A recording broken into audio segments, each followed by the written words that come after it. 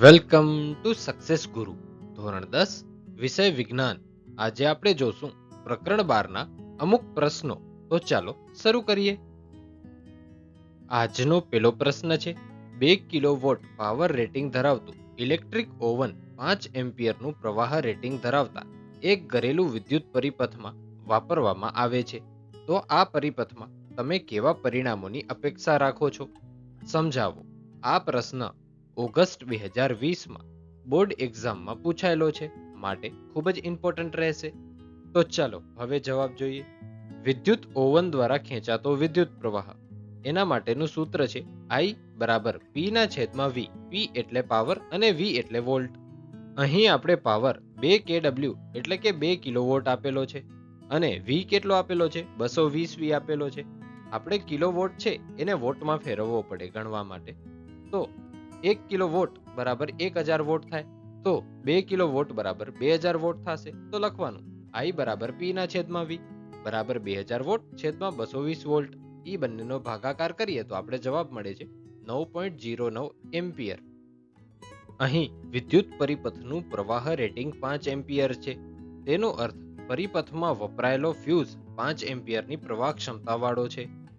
હવે જ્યારે ઓવનને ચાલુ કરવામાં આવશે ત્યારે ફ્યુઝ વાયર 5 એમ્પિયર રેટિંગ વાળો છે તે ઘણો ગરમ થઈ જશે અને તેથી ઓગળી જશે.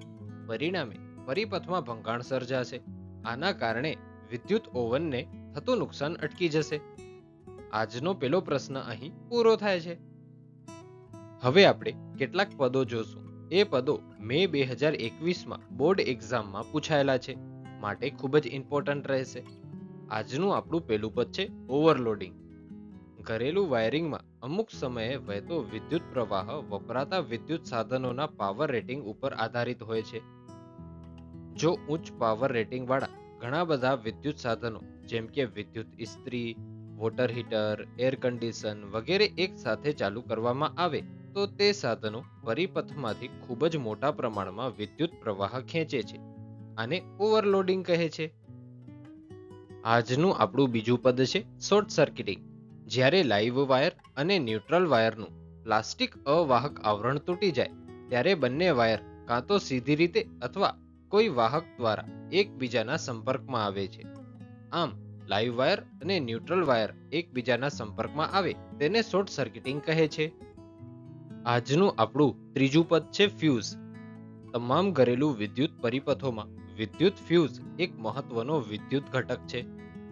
તેના ઉપયોગથી પરિપથમાં શોર્ટ સર્કિટ અથવા ઓવરલોડિંગને કારણે થતા અકસ્માતો જેવા કે વિદ્યુત શોક, આગ, વિદ્યુત ઉપકરણોને નુકસાન વગેરે અટકાવી શકાય છે.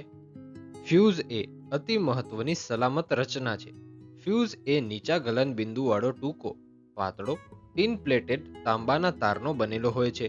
પરિપથમાં વિદ્યુત પ્રવાહ સલામત મર્યાદા કરતા વધી જાય તો તે ઓગળીને તૂટી જાય છે. તેથી પરિપથ ખુલ્લો બની જાય છે. આજના આપણા બધા પદો પણ પૂરા થયા. Thanks for watching. આવા જ એજ્યુકેશનલ કોન્ટેન્ટ માટે સબસ્ક્રાઇબ કરો સક્સેસ ગુરુને.